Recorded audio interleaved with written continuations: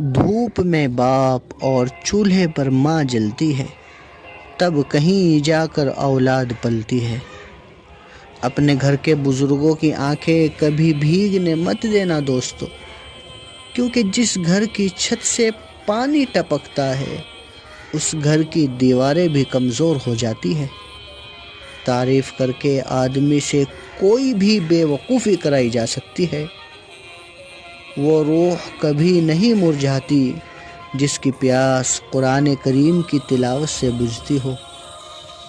मन और मकान को वक्त वक्त पर साफ करते रहना बहुत ही ज़रूरी है, क्योंकि मकान में बेमतलब सामान और मन में बेमतलब गलत फहमियाँ भर जाती है।